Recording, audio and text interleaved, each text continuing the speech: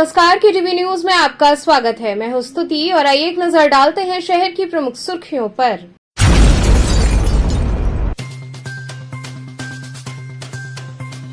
बेनियाबाग विद्युत उपकेंद्र पर हर्षोल्लास के साथ मनाया गया विश्वकर्मा पूजनोत्सव।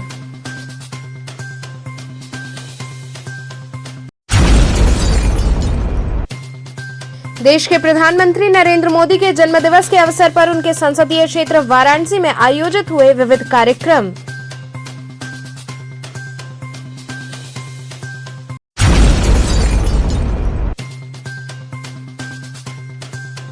दुर्गा पूजनोत्सव के मद्देनजर मूर्ति कलाकार मां दुर्गा की प्रतिमाओं को दे रहे अंतिम रूप।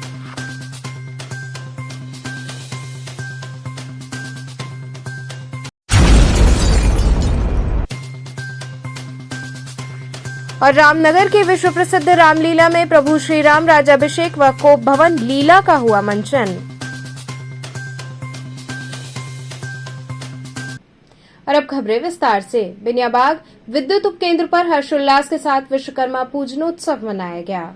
बेनियाबाग विद्युत उपकेंद्र पर विश्वकर्मा पूजनोत्सव धूमधाम से मनाया गया। इस अवसर पर अधिशासी अभियंता पिंटू कुमार सिंह ने विधिवत रूप से हवन यज्ञ कर पूजन अर्चन किया। विभाग में बड़ी संख्या में उपस्थित कर्मचारियों ने जय जयकार के उद्घोष के साथ पूजन कर लोगों में प्रसाद वितरण किया व सुख समृद्धि की कामना की। इस अवसर पर विवेक सिंह, अरविंद प्रकाश, शमशेर अली, राजन मिश्रा, रमेश मौर्य, मोहम्मद जुबैर सहित बड़ी संख्या में लोग उपस्थित रहे।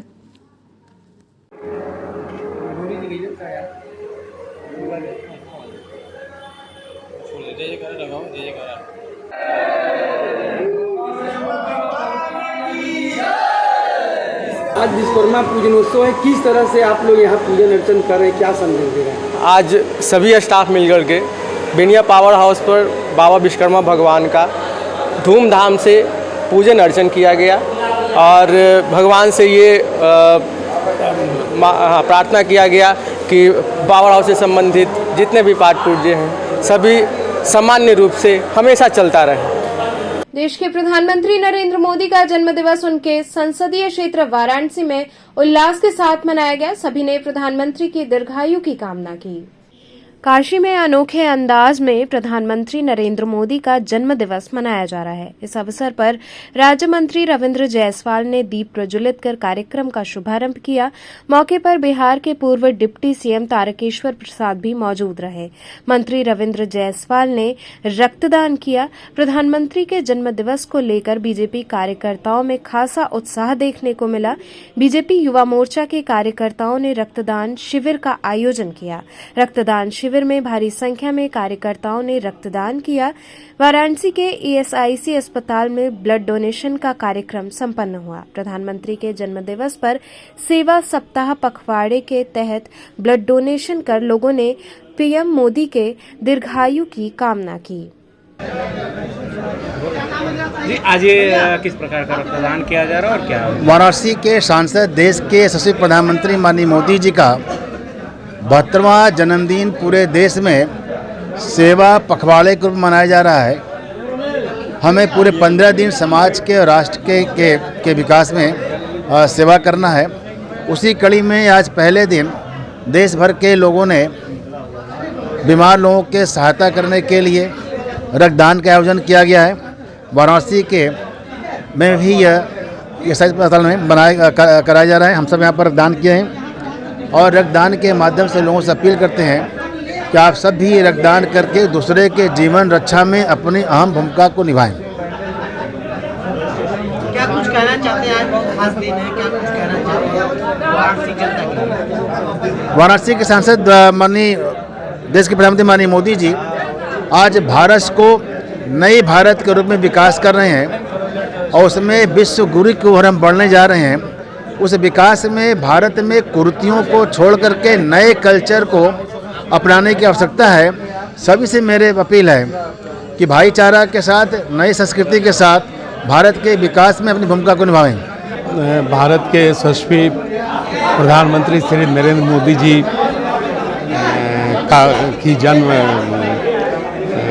का जन्म दिवस है और इस मौके पर पूरे देश में भारतीय जनता पार्टी आज रक्तदान शिविर का आयोजन करके जो सेवा पखवाड़ा हम सब 2 अक्टूबर तक मनाने जा रहे हैं, उसका ये प्रथम दिवस है। आज के दिन भारत के यशस्वी प्रधानमंत्री श्री नरेंद्र मोदी जी के दीर्घायु की हम सब कामना करते हैं, क्योंकि उनके नेतृत्व में भारत ने बहुत कम कालखंड में एक बेहतर मुकाम बनाई है और पूरे वैश्विक स्तर पर श्री नरेंद्र मोदी जी ने भारत को एक पहचान दी है। भारत के लोगों के लिए उन्होंने लगातार उनके जीवन स्तर को बेहतर करने के लिए कई योजनाओं को लागू किया है। यह हम सबों का सौभाग्य है कि श्री नरेंद्र मोदी जी भारत के यशस्वी प्रधानमंत्री हैं। वो दीर्घायु हों, लंबे वक्त तक वो भारत का नेतृत्व करें, जिससे कि भारत अपने पुराने गौरव को पुनः प्राप्त करे। और आज मुझे काशी में ऐसे अवसर पर रहने का सौभाग्य प्राप्त हुआ है, इसके लिए मैं रोमांचित भी हूँ, क्योंकि आज काशी में रहने का अवसर, क्योंकि काशी उनका संसदीय क्षेत्र भी है। इसी कड़ी में प्रधानमंत्री नरेंद्र मोदी के जन्मदिवस के उपलक्ष्य में पूरा देश उनकी दीर्घायु के लिए प्रार्थना कर रहा है, तो कोई हवन पूजन कर रहा है। लेकिन बनारस में कुछ अनोखे तरीके से बीजेपी कार्यकर्ताओं ने अपने सांसद का जन्मदिवस मनाया। हम आपको बता दें कि बीजेपी के भारतीय जनता युवा मोर्चा के अध्यक्ष अमन सोनकर ने प्रधानमंत्री का टैटू बनवाया। साथ ही आधा दर्जन कार्यकर्ताओं ने हर हर मोदी का टैटू बनवाया है और प्रधानमंत्री को जन्मदिवस की शुभकामनाएं दी हैं। वहीं दुकानदार का कहना था कि बीते 2 दिनों से लगातार प्रधानमंत्री के चाहने वाले टैटू बनवा रहे हैं। कोई हाथ पर नमो लिखवा रहा है, तो कोई प्रधानमंत्री की तस्वीर बनवा रहा है।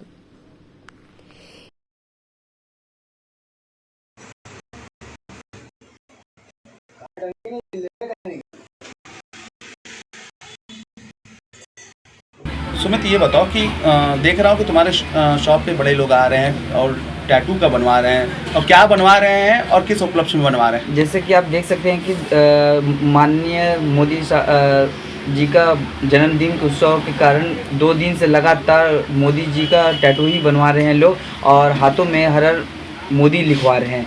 जैसे अभी तक में देखा जा रहा है 2 दिन के अंदर में अभी 100 के ऊपर लोग अभी तक मोदी बनवा चुके हैं, मोदी के पिक्चर्स बनवा चुके हैं और हर हर मोदी लिखवा चुके हैं। आज आप लोग आए हैं, अपने कार्यकर्ताओं के साथ आए हैं, किस तरीके से जन्मदिन सेलिब्रेट कर रहे हैं प्रधानमंत्री का, ये क्योंकि बड़ा अनोखा दिख रहा है तरीका? देखिए, पहले तो ये बहुत सौभाग्य की बात है कि देश के प्रधानमंत्री हमारे वाराणसी के सांसद और यहाँ के कार्यकर्ता, यहाँ के जनता, यहाँ के युवा को किसी को ये कहने की आवश्यकता नहीं है कि प्रधानमंत्री जी का जन्मदिवस मनाया जाए। यहाँ पे सारे कार्यकर्ता और युवाओं के अंदर खुद ब खुद प्रधानमंत्री जी के जन्मदिवस को मनाने का उत्साह है।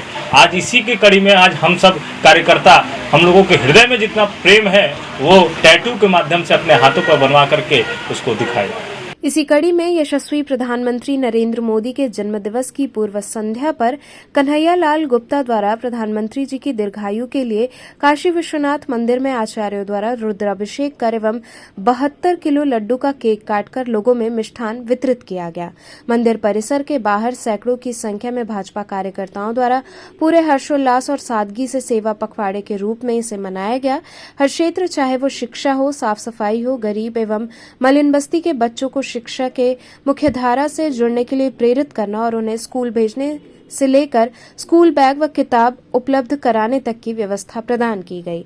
इस मौके पर प्रमुख रूप से संजय गुप्ता, सरोज गुप्ता, लक्ष्मण, धीरज, शुभम इत्यादि लोग शामिल रहे।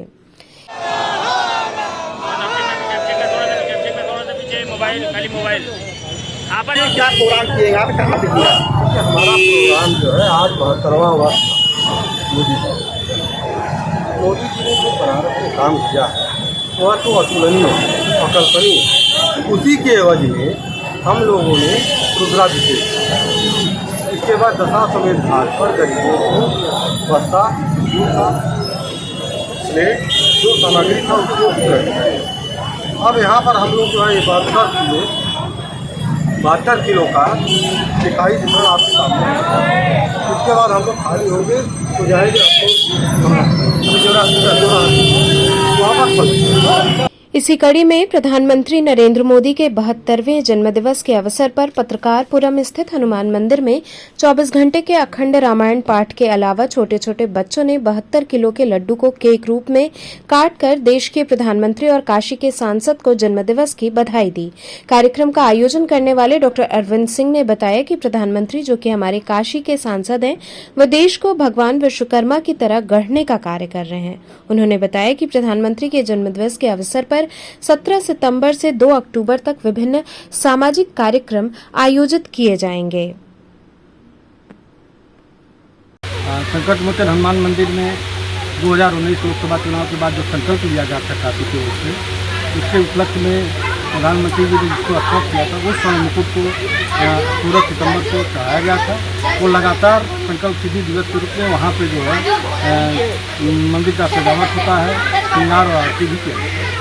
दुर्गा पूजनोत्सव के मद्देनजर मूर्ति कलाकार मां दुर्गा की प्रतिमाओं को अंतिम रूप देने में जुटे हैं। देवनाथपुरा में कारीगर दुलाल पाल बड़ी ही तेजी से अपने अन्य कारीगरों के साथ माता दुर्गा की प्रतिमा को अंतिम रूप देने में जुटे हैं।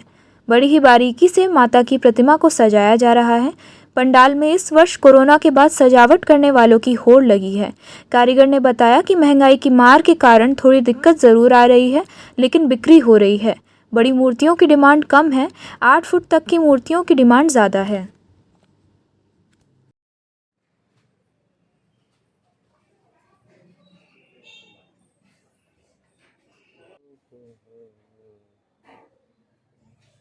दादा, कब से आप मूर्ति ये कर रहे हैं, बना रहे हैं?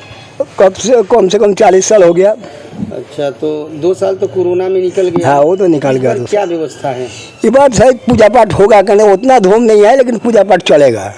तो कितनी बड़ी बड़ी मूर्तियों का ऑर्डर है आपके पास? बड़े मूर्ति ज़्यादा ऑर्डर, अरे भैया यहाँ का तो कम हो गया, बहुत आगे पीछे तो कारखाना हो गया ना जी। तो है 8-10 का बड़ा मूर्ति का ऑर्डर है। कितनी तेजी से काम कर रहे हैं आप लोग? अभी तो तेजी से चल रहा है, अब तो 10 दिन बाकी हो अभी।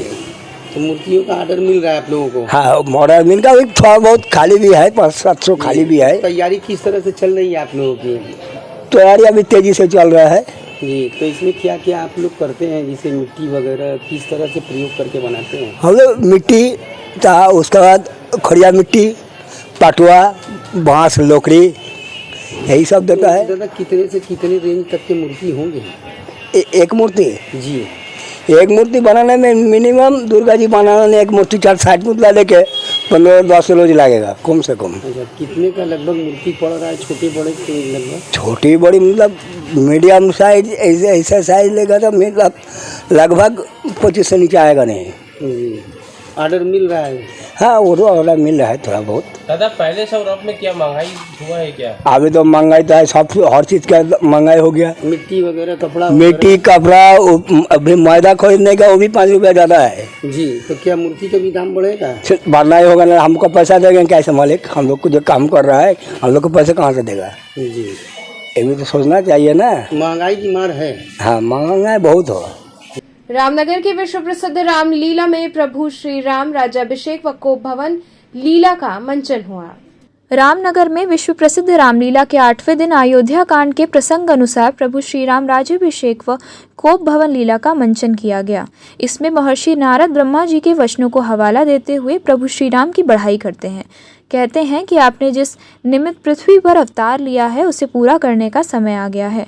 देवलोक में चिंतित इंद्रदेव ऋषियों के कल्याणार्थ राम वन गमन के लिए देवी सरस्वती से कुछ प्रयोजन करने की विनती करते हैं। देवी सरस्वती महारानी कैकई की दासी मंत्रा को तरह तरह से समझाती हैं। मंत्रा की सलाह पर कैकई महाराज दशरथ से पूर्व में दिए गए वचन अनुसार भरत का राज तिलक व श्रीराम को 14 वर्ष का वनवास की सूचना देकर कोप भवन में सो जाती हैं। वहीं कैकई के मुख से श्री राम के लिए वनवास सुनते ही दशरथ शोक में डूब जाते हैं। महाराज दशरथ दुख व्यक्त करते हुए सूर्यवंश के वट वृक्ष में कुल्हाड़ी न मारने का आग्रह करते हैं और हे राम कहते हुए भूमि पर गिर जाते हैं। श्री राम के पूछने पर कैकई महाराज दशरथ के दुख का कारण बताती हैं। श्री राम पितृवचन के लिए वनगमन को अपना भाग्य बताते हैं और दशरथ से वन जाने की आज्ञा मांगते हैं। प्रभु के वन जाने की खबर सुनकर अयोध्या में दुख का वातावरण छा जाता है। राम माता कौशल्या से वन जाने की आज्ञा मांगते हैं। इसी प्रसंग के साथ लीला को अंत में विश्राम दिया जाता है। यह 1980 से हम लीला देख रहे हैं। अपने दादाजी के समय में से आते रहे और वो लोग अब नहीं हैं, इसके वजह से हम अकेले आते हैं। और ये बताइए आज लीला में क्या दिखाया जा रहा है, क्या मंचन हो रहा है? यह लीला का आज मंचन है जो को भवन का लीला है। तो इसमें क्या कैकेयी जी क्या कहती है राजा दशरथ से, और राजा दशरथ क्या कहते हैं, क्या संवाद होता है? संवाद में यही होता है कि कैकेयी 2 वर मांगती हैं, एक से राम को वन, दूसरे से भरत को राज। उसके बाद फिर कैकेयी जब जाती है तो राजा दशरथ जाते हैं, क्या कहते हैं वहाँ पे राजा दशरथ, किस तरह से मनाने का प्रयास करते हैं, क्या करते हैं? भाई वो तो वचनबद्ध है हैं, वो तो वचन को पूरा करने के लिए वो मानते हैं कि ठीक है हम राम को वन देंगे। महाराज जी आप कितने सालों से ये लीला देखने आ रहे हैं? मैं 1988 से देख रहा हूँ इस लीला को, समझे। आज कौन सा लीला यहाँ पे मंचन हो रहा है? आज कोप भवन का लीला है कि कई आज कोप भवन में गए हैं, दशरथ जी मनाने के लिए आज पहुँचे हैं। तो क्यों ये कोप भवन में चली जाती है और क्या मांग करती है? एक कोप भवन में क्योंकि वरदान के कारण भगवान को वनवास के लिए, क्योंकि भगवान ने वरदान पहले के कई से मांग लिए, क्योंकि माता कौशल्या से भी कहे थे कि कोई स्वीकार नहीं किया। माँ के कहने कि बेटा तुम्हारा नाम होगा, भगवान के नाम के लिए, इसी के लिए माँ के कहने ये वरदान राजा दशरथ जी से, क्योंकि राज तिलक की तैयारी हो रही थी तो के कहने, क्योंकि बैठ जाते तो और कार्य के लिए भगवान को समय नहीं मिलता जाने को, तो इसके लिए भगवान माँ के कहे तो वही वरदान आज राजा दशरथ जी से मांगेगी और भगवान कल यहाँ से वनवास के लिए प्रस्थान कर जाएंगे। तो क्या इसमें आपको अलग लगता है इस रामनगर के रामलीला में जो इतने सालों से आ रहे हैं? क्योंकि इस तरीका लीला राम जी का बहुत जगह होता है, हर एक जगह होता है कि विश्व प्रसिद्ध। आज इस मेले में कभी माइक नहीं लगा, कोई शोरगुल नहीं। मैं तो पहले बड़े महाराज जी के समय से मैं देख रहा हूँ लीला, और जो शांति, जो व्यवस्था, जो अति रहता है, ऐसा हर एक जगह लीला में नहीं। यहाँ रुकेंगे एक छोटे से ब्रेक के लिए, आप बने रहिए KTV के साथ।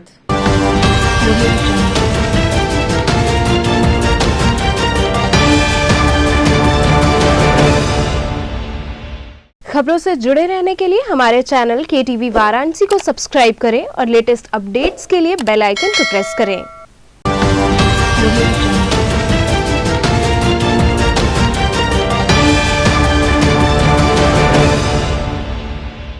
ब्रेक के बाद आपका स्वागत है।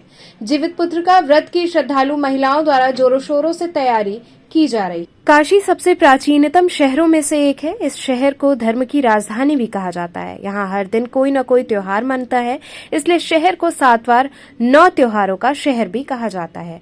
अश्विन माह के कृष्ण पक्ष की अष्टमी तिथि को जीवित पुत्र का व्रत मनाया जाता है। मुख्य रूप से ये त्योहार उत्तर प्रदेश, बिहार, झारखंड और पश्चिम बंगाल में मनाया जाता है। इस व्रत में महिलाएं नहाय खाए के साथ निर्जला उपवास रखती हैं। बताते चले कि इस व्रत में सोने चांदी की धनुषनुमा जीतियां बनाई जाती है और उसकी पूजा की जाती है। सनातन धर्म में सभी माताएं अपने बच्चों की लंबी उम्र के लिए इस व्रत को करती हैं। जीवित पुत्र का व्रत को लेकर लंका रविदास गेट के पास चौराहे पर दुकानें सज चुकी हैं और महिलाएं दुकानों से जमकर जूतिया की खरीदारी कर रही हैं। खरीदारी तो ये पद्धि का करने आए और जूतिया गुथवाने के लिए, जूतिया हम लोग का पहले का बना हुआ है, उसी को गुथवाने के लिए हम लोग आए।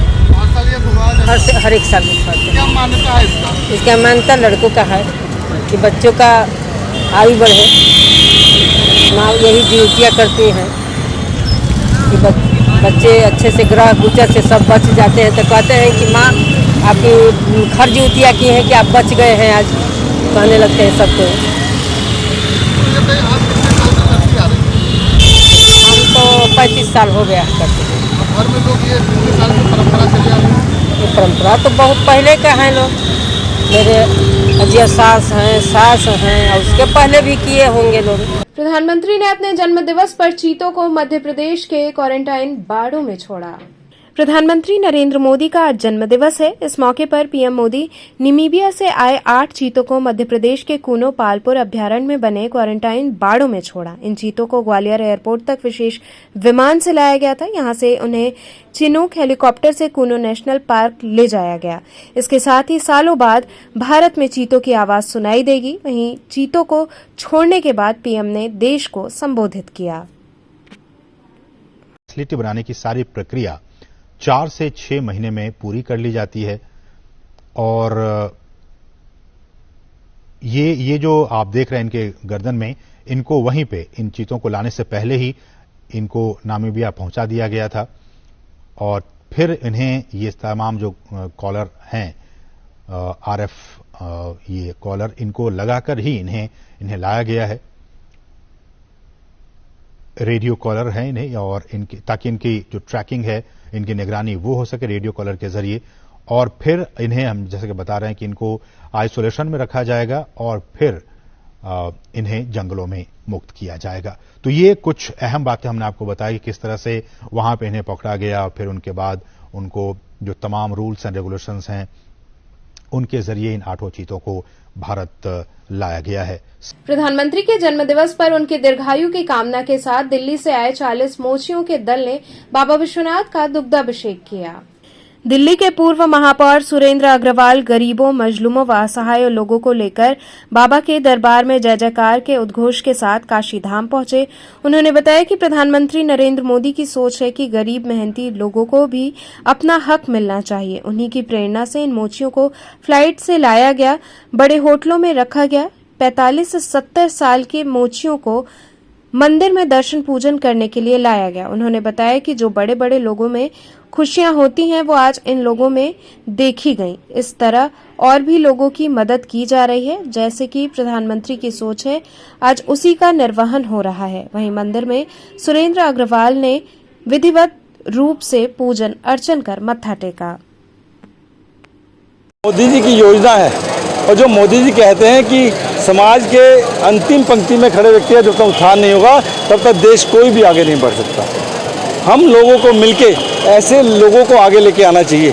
इनकी जो भी मदद कर सकते करना चाहिए। इनको अच्छी नौकरियां देनी चाहिए। बहुत मेहनती लोग हैं। जो व्यक्ति सुबह 9 बजे से लेकर शाम को 7 बजे तक धूप के अंदर बैठ काम करता है, उससे सच्चा अच्छा और मेहनती व्यक्ति नहीं हो सकता। इन लोगों को अपनी जॉब अच्छी दीजिए, 20,000 25,000 कमा सके, अपने 4 बच्चों को लालन पालन कर सके। और मैं भोले बाबा के चरणों में प्रार्थना करूँगा कि आने वाले समय में इनका कोई भी बच्चा अब मोची ना बने। क्या योजना है आपकी काशी आने की? काशी हम आए हैं, हम कल के चले हुए थे। आज सुबह 4:45 की फ्लाइट थी। इन सबको हवाई जहाज से यात्रा कराई और हवाई जहाज में बैठ के जो चिल्लाए हैं, खुशी में चिल्लाए हैं, तो इनकी जो खुशी थी, इनकी खुशी को देख के मेरी खुशी 10 गुना बढ़ गई। हम लोग सुबह 6:30 बजे के लगभग एयरपोर्ट पे लैंड किए। वहाँ से हम टेम्पो ट्रैवल से अपने यहाँ पे अभी मारवाड़ी भवन है उसमें हमने स्टे किया। नहाए धोए फ्रेश हो, क्योंकि हमने जो होटल बुक किए वो 12 बजे के बाद में मिलने थे। हमने इनकी व्यवस्था अच्छे होटल में की है। मनीष इंटरनेशनल की। मैं चाहता हूँ ये AC में सोएं, मैं चाहता हूँ ये LED TV में देखें, ये मैं चाहता हूँ अटैच बाथरूम में एक दिन तो है।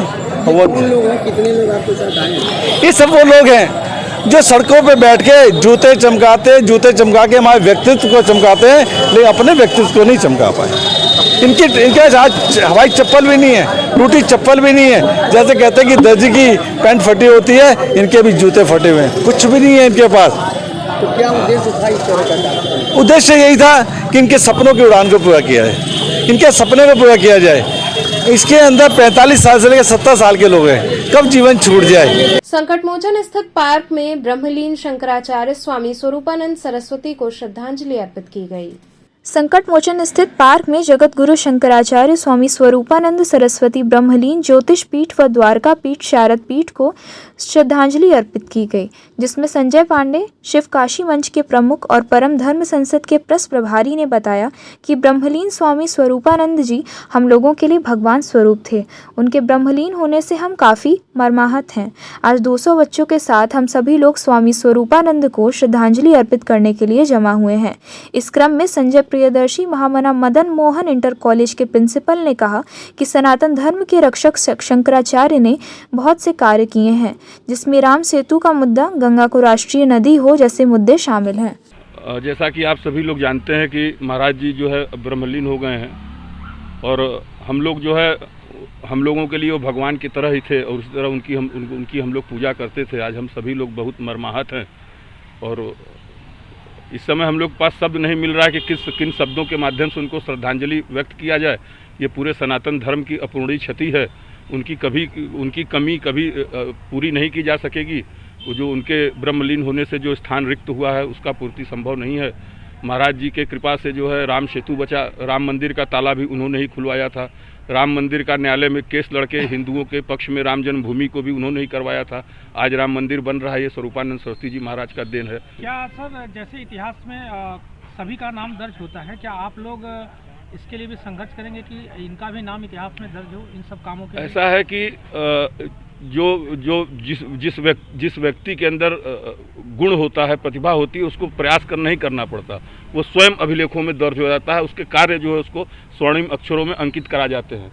तो 5000 वर्ष पुराना पीठ है और जितने भी आज तक शंकराचार्य हुए हैं इस पीठ के, सबका नाम स्वर्णिम अक्षरों में अंकित है। और चूंकि ये जो पूज्यपाद महाराज जी ब्रह्मलीन हुए हैं, इनके कार्यों का तो वर्णन ही संभव नहीं है, तो वो तो स्वर्णिम अक्षर में उनका नाम सदैव के लिए मतलब अंकित हो गया है और हमेशा जो है हम लोग के मध्य अमर है। वो बस स्वरूप उनका जो है हम लोग के जो स्थूल शरीर था वो नहीं है, लेकिन उनके कृपा का ज्ञान का जो प्रकाश है वो हम लोग के मध्य सदैव है और सदैव रहेगा। अमरा खैराचक विनायकपुरी कॉलोनी में श्रीमद् भागवत कथा का आयोजन हुआ। भागवत कथा सदैव मनोभाव से श्रवण करनी चाहिए, क्योंकि ईश्वर सिर्फ भाव के भूखे हैं। उन्हें आपके धन संपत्ति की ज़रूरत नहीं है।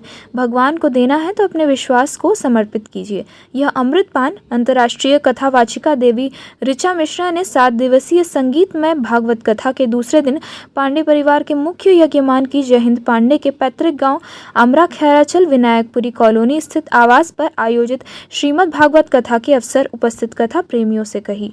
श्रीमद् भागवत कथा का शुभारंभ व्यास पूजन की जयहिंद पांडे, गुलाब दुबे, रमेश दुबे, कृष्णकांत व सुभाष सिंह द्वारा किया गया।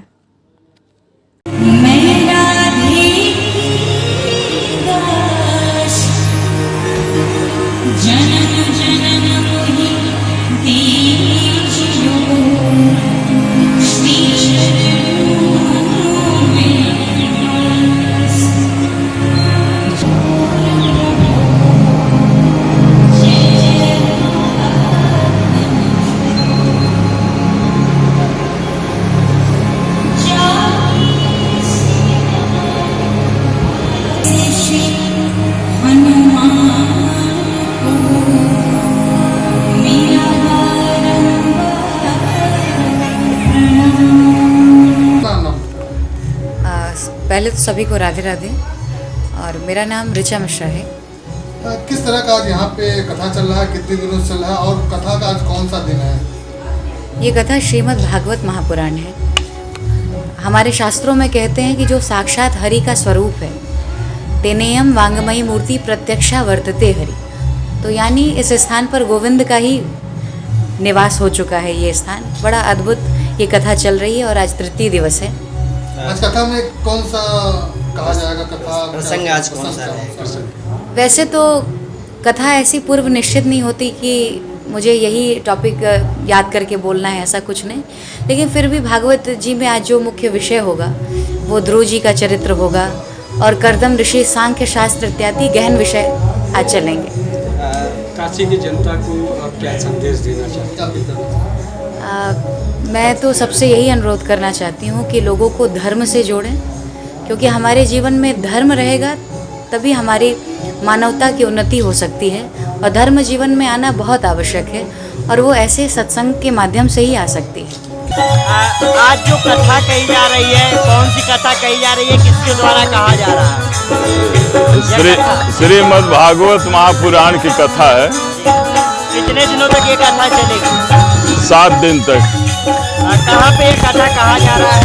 अमरा ग्राम में। क्या उद्देश्य है इस कथा को कहवाने का? मन में क्या संकल्प है? इससे जीवन सफल बनाने के लिए, मुक्ति के लिए। भागवत का अर्थ ही होता है भक्ति, ज्ञान, वैराग्य और त्याग। जब ज्ञान होगा तो भक्ति उत्पन्न होती है, तब वैराग्य उत्पन्न होता है, तब त्याग, इस सांसारिक वासनाओं का त्याग होता है तो मोक्ष प्राप्त होता है। ये आदमी के मोक्ष के लिए श्रीमद् भागवत पुराण की कथा रखी जाती है। पितरों के उद्धार के लिए भी यह परम आवश्यक है। इससे पितरों का 21 पीढ़ी तक पितरों का उद्धार हो जाता है। ये तो बड़े सौभाग्य की बात है कि हमारे देवी श्री का भी आपने इंटरव्यू लिया है और उनके साक्षात्कार की ही इतनी महिमा मंडित है कि इस गांव में आज अमृत गीता के अमृत का वर्षा हो रहा है।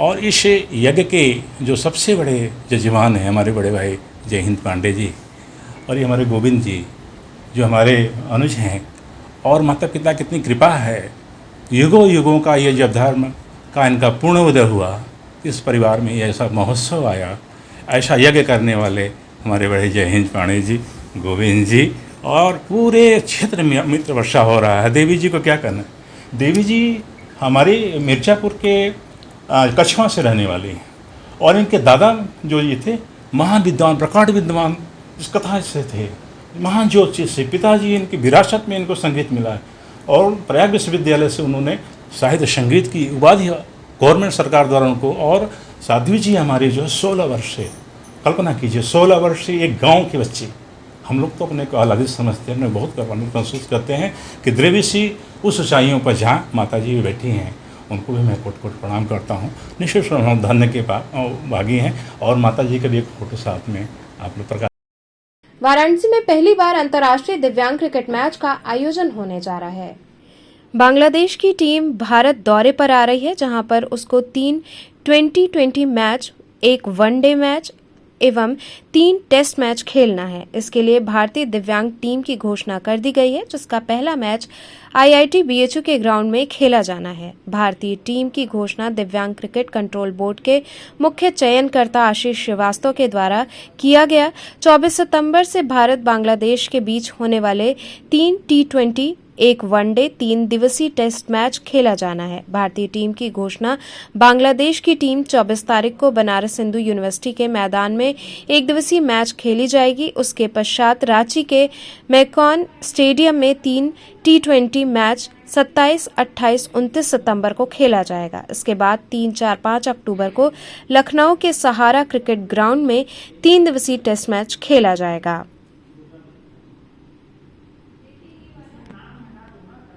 कि बांग्लादेश का भारत का दौरा जो है आगामी 24 सितंबर से प्रस्तावित है, जिसमें 24 सितंबर को एक दिनी मैच, वनडे मैच जो है बनारस के IIT कॉलेज ग्राउंड में है।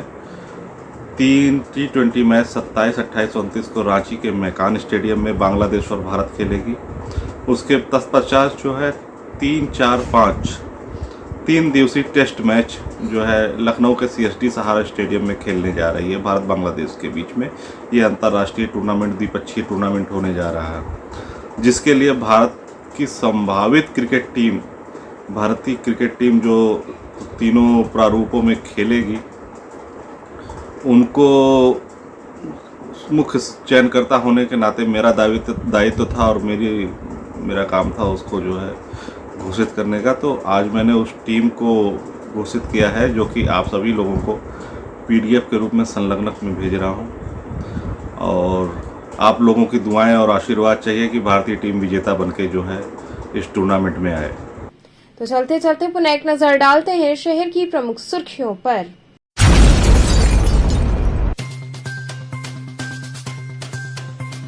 बेनियाबाग विद्युत उपकेंद्र पर हर्षोल्लास के साथ मनाया गया विश्वकर्मा पूजनोत्सव।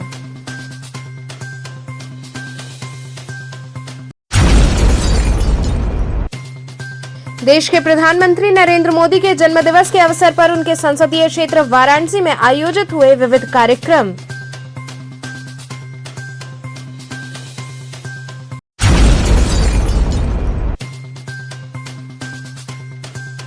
दुर्गा पूजनोत्सव के मद्देनजर मूर्ति कलाकार मां दुर्गा की प्रतिमाओं को दे रहे अंतिम रूप।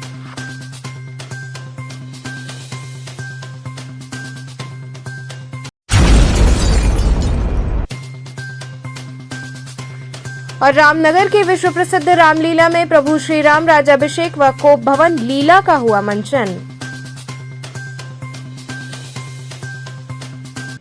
तो थे आज के समाचार, कल फिर होगी मुलाकात, तब तक के लिए नमस्कार।